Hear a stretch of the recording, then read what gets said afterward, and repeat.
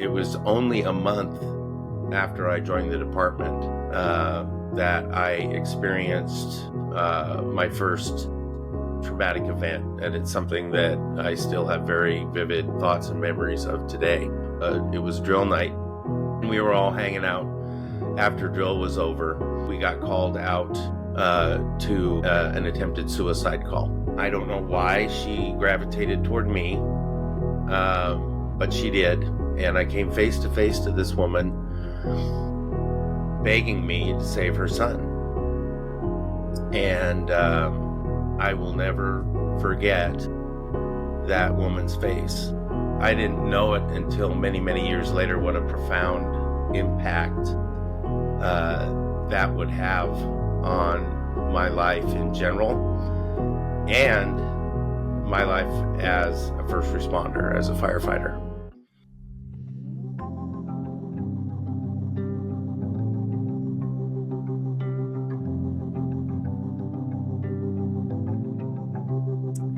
Welcome back to Wounds to Wisdom, Healing Through Veteran and First Responder Narratives.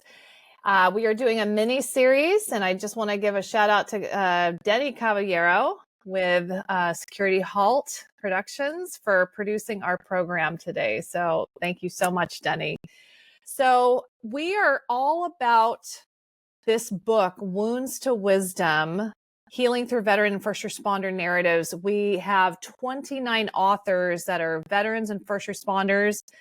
They have hit that day or that season of trauma, and they are sharing their stories of how they came out of it. How did they navigate out of that trauma and to a life of thriving? It is in hopes that if you are a protector and you are struggling, you're suffering in silence right now, we hope that you can hear these stories and take the courage, borrow the courage from these protectors to help just take that first step for support.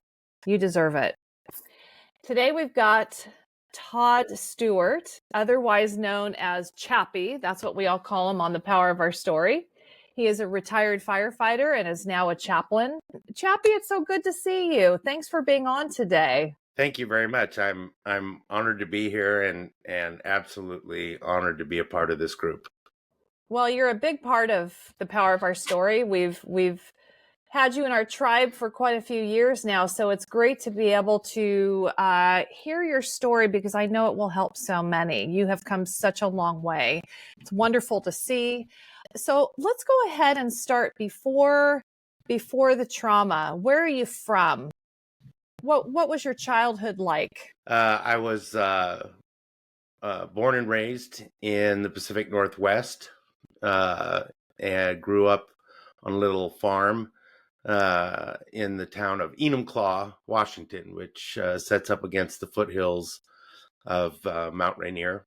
My grandfather and my dad were both law enforcement officers. They were both deputies with the King County, Washington Sheriff's Department. Grew up idolizing my dad and my grandfather. My dad, I have very vivid memories of waiting on the front porch of our house and listening for that massive Harley Davidson police motorcycle to come down that road.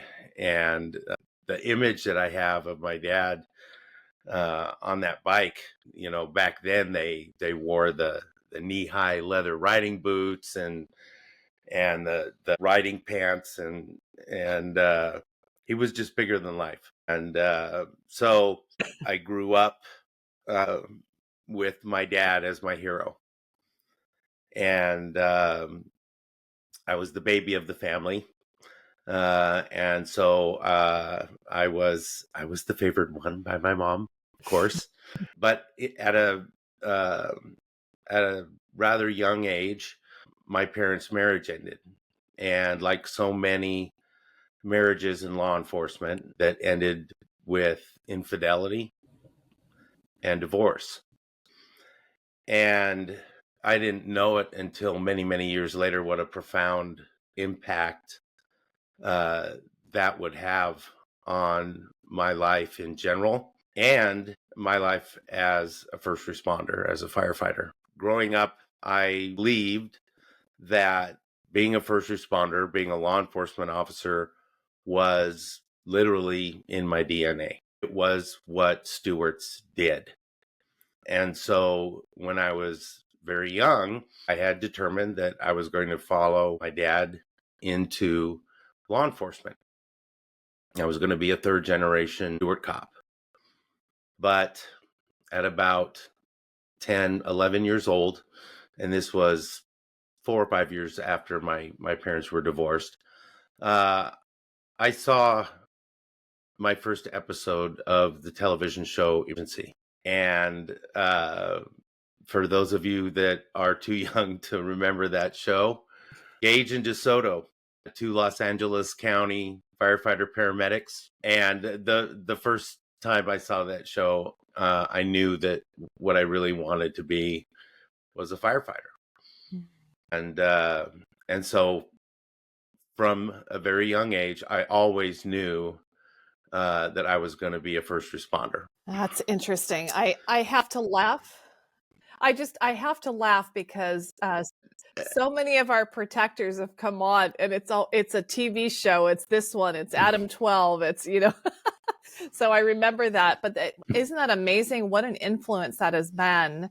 And so how did all this lead you to becoming a firefighter? Where did you start out on this journey? So when I was 17 years old, still living at home with my mom, my next door neighbor was captain at Federal Way, Washington Fire Department Station 1, which was just a couple miles from our house. And I found out from him that at 17 years old, I would be old enough to join as a volunteer firefighter.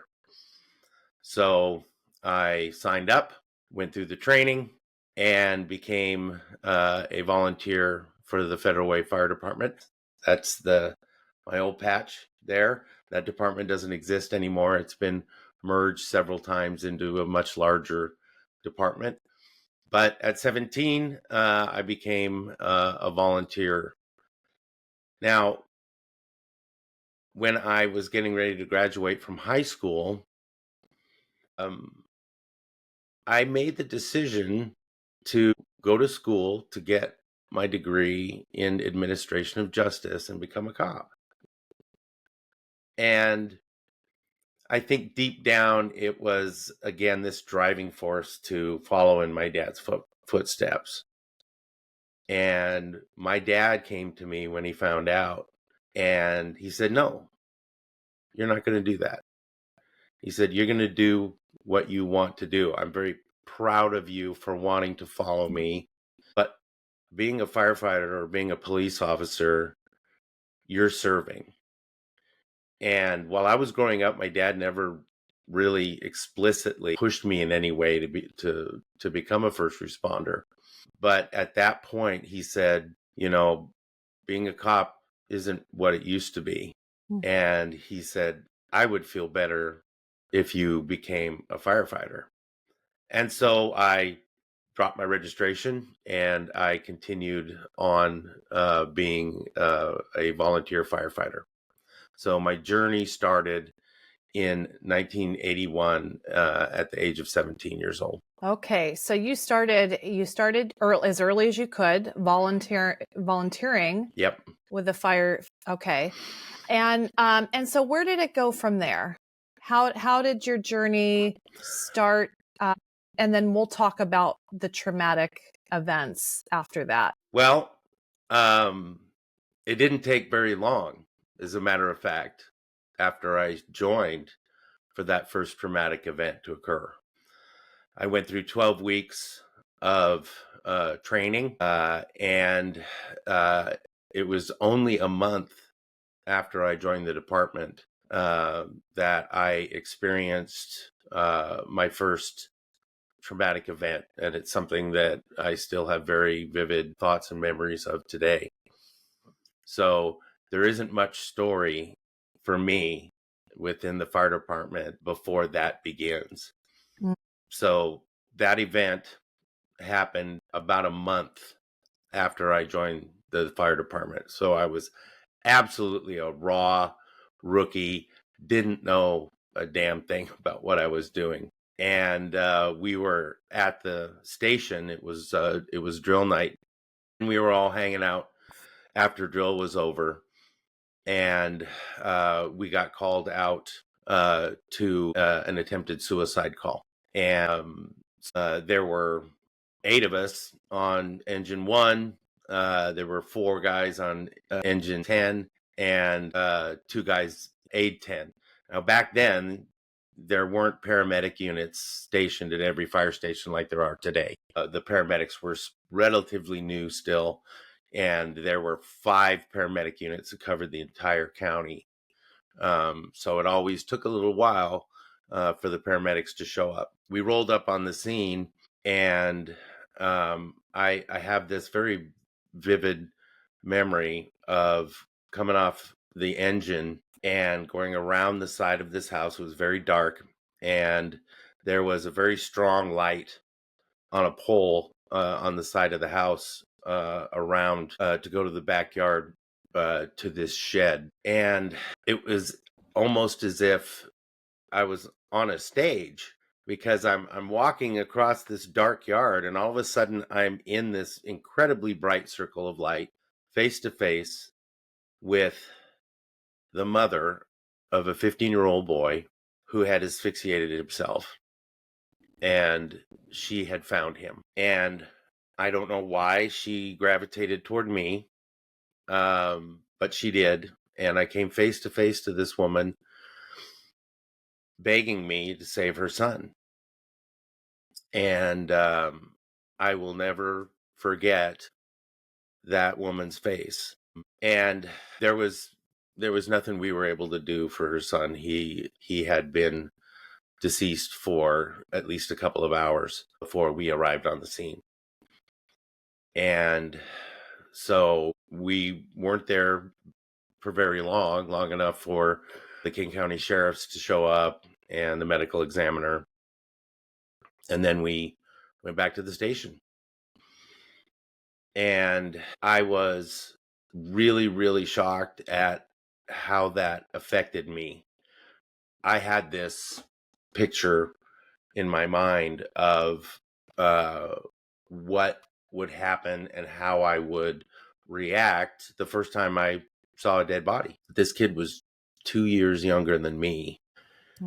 And I kept seeing his mother's face. And I remember approaching my station lieutenant, who at that point had been a firefighter for, I don't know, 150 years. One of the grizzled old veterans. I think he had been with the Federal Way Fire Department since the mid 60s. And I came up to him, and all I said was, "Man, Lieutenant, that was fucked up." And he turned around and he looked at me, and this may seem like a cliche today, but he looked at me and he said, "Rookie, you need to suck it up." He said, "The next call is coming. It could be here in 5 minutes.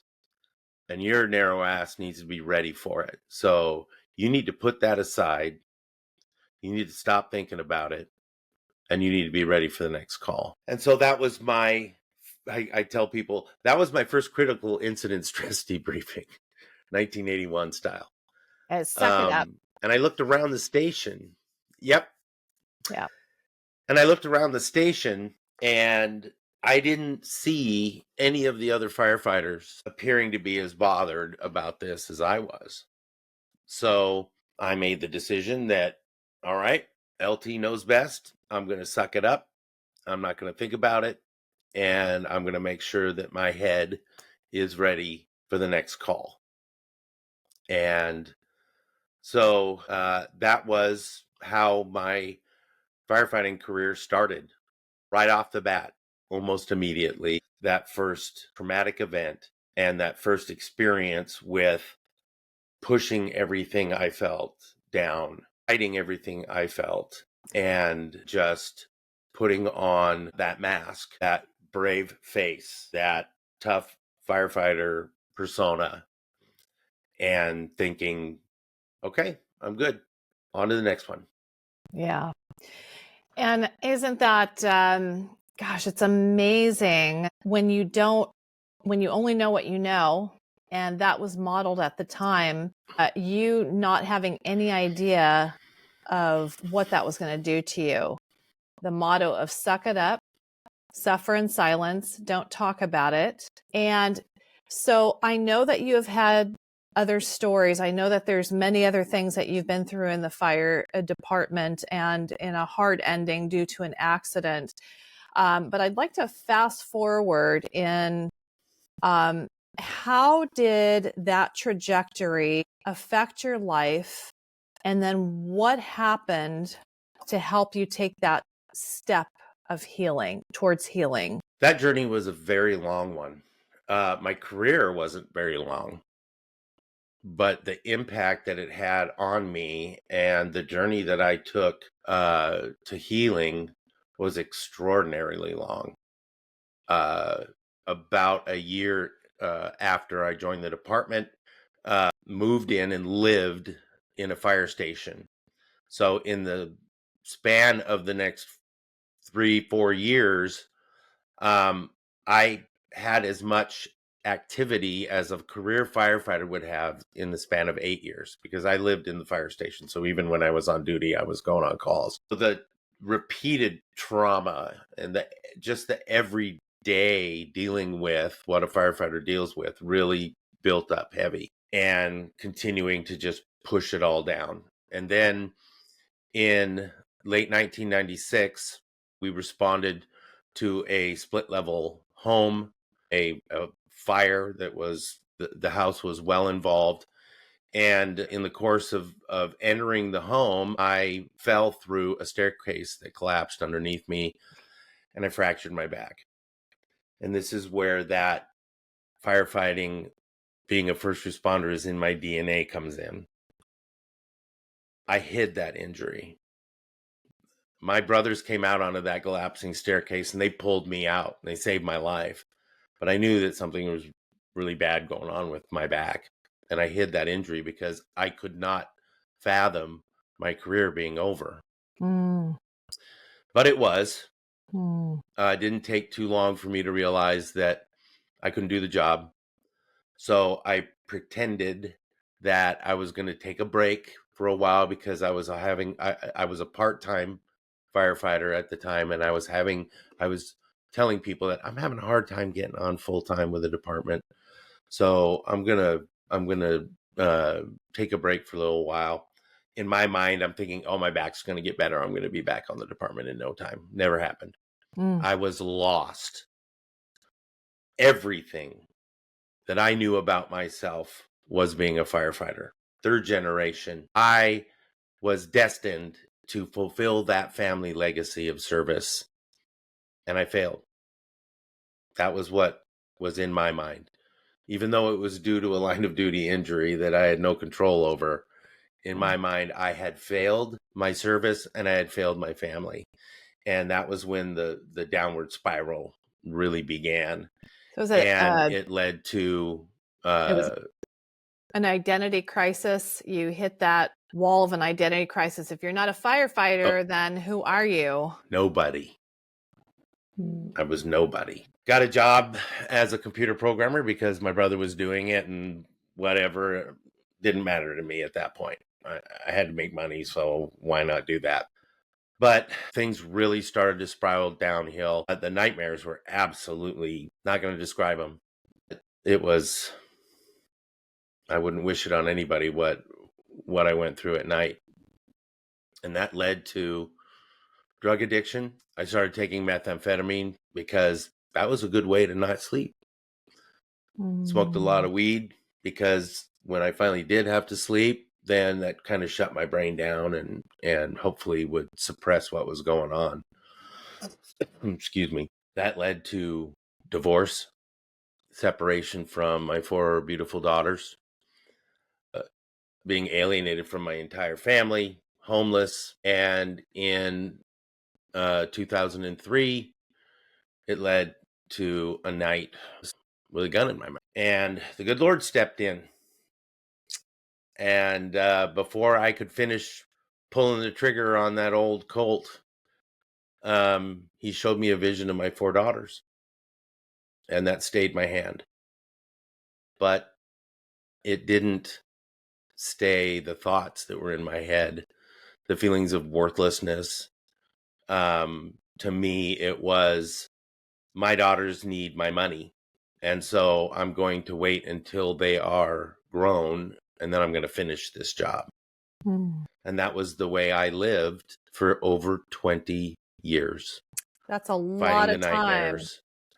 Suffering in silence. That's a lot of time. That night was the last night I ever did methamphetamine, but I sure spent the next 20 years smoking a lot of weed, just trying to just shut my brain off. Mm-hmm. So that went on for many, many years. And I lived in Missouri for a while. And then I moved to Nebraska for work, and got married in 2000. I have to correct the date. My suicide attempt was in, it was in 2003. Excuse me. Yeah, that's right. So 2003, I got married again. And so I just kept dragging myself along. Had to deal with an alcoholic wife, which didn't exactly help my situation. 2017, the company I worked for was sold, and so I started looking for other work. I got a pretty good package, so wasn't really in a big hurry. And in 2018, I came to the state of Iowa, where I got a job working for a large agricultural co-op. 2020 was the turning point in my life. Living the way I had lived for so long, absolutely convinced that God had forgotten me or was punishing me for my failures. My failure to save the people that I couldn't save, my failures to fulfill my family legacy. Every night, I had people that I couldn't save would visit me at night. I just called them my dead. And 2020, things got really, really bad. And we all know what 2020 was like, the pandemic. My family, my law enforcement family, they were being vilified. They were being murdered. And things started to come together to take my suicidal ideation from passive to active again. I realized that my daughters were grown and that I was free to finally escape from this 30-year-long nightmare that I'd been living. And in August of that year, I was sitting in my truck and going to end it. Got a buddy check from a friend of mine. Saved my life. Found a therapist who, by the grace of God, was a retired law enforcement officer. That was a total crapshoot. I went through my company's EAP, an ag company's EAP, and I found a retired cop, somebody who could actually understand what I'd gone through. I was finally diagnosed with post-traumatic stress disorder and hypervigilance, started EMDR therapy, finally realized God had had a hand in everything that had happened to me over all those years. And after I started to I reached what I call my emotional equinox. I was in the light as often as I was in the dark. I met a guy named Matt, and he was a chaplain with the New York State Chaplains Task Force. And he said, "Man, your experience is really unique. You can use this to help your brothers and sisters who are still wandering in the dark." And it was as if I had been struck by a lightning bolt, because I realized that my Lord had not ever forgotten me. He was not punishing me. He was equipping me for the calling that I have now as a chaplain, as a peer support specialist, as a first responder mental health advocate. And so now my life is, I feel like I have more of an impact now doing what I'm doing than I ever did as a firefighter. I saved a lot of lives when I was in the fire department. But for me to be able to, having come out of that dark place, to turn around back toward that darkness and reach out to first responders that are still there, and be able to tell them that there is an other side, that there is a purpose to the suffering that you're experiencing now, that God has a calling and a plan for you, and what you're going through now is his equipping you for that calling, just like he was doing with me. So after everything I went through, after 30 years of suffering in silence, I wouldn't change a thing. I lost my family. I lost my wife. I was estranged from my 4 daughters. My second marriage has come to an end because of the alcoholism, and my decision to protect myself after dealing with that for 12 years. I wouldn't change any of it, because without it, I wouldn't have the ability to help my brothers and sisters in the way I do now. So I am thankful to God for my suffering. I am thankful to God for what I went through, because I am absolutely thankful to God for what he has called me to do. I really appreciate you sharing, Chappie. I think, isn't it amazing to have a change of perspective on suffering? And even though you went through so many years and not understanding what was happening and feeling like God turned his back on you, and then to go into one last crisis, and that being the door of more understanding, of a change of perspective of what all that suffering can be used for. And now, after all these decades, you have found your purpose and repurposing, as I say this all the time, Scott Mann's repurposing our scars for, to help others. It's wonderful to see you land in a great place where, like you said, you're making even more impact now and saving more lives and supporting more people than even when you were a firefighter. And I just want to thank you for stepping up and having the courage to take that first step of healing, because it sure opened up a lot of doors for you. Thank you. Well, I have to say, I really have to thank you, Sarah. Becoming a part of this Power of Our Story tribe was really my first opportunity to go into a place of safety with people that really, truly understood what I had gone through, and to be able to tell my story without fear of judgment.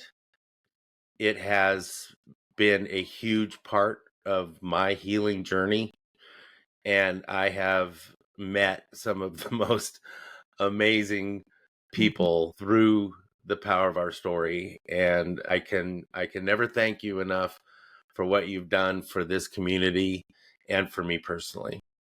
Well, Chappie, it's been an honor. It's wonderful to be surrounded by people who have the courage to heal and to help others. So I appreciate that. Thank you so much. And for all those, all of you who are listening to this, and if you're suffering in silence, please come and hear the stories. Just like Todd Stewart, otherwise known as Chappie. They're powerful. Borrow their courage to take that first step of healing. Chappie, again, thanks so much. I'm so glad you're part of this. And, there's more to come, isn't there? It's not the end of the story. There is much more. Yeah. Thanks a lot, Chappie. Certainly not. Thank you. God bless. You too.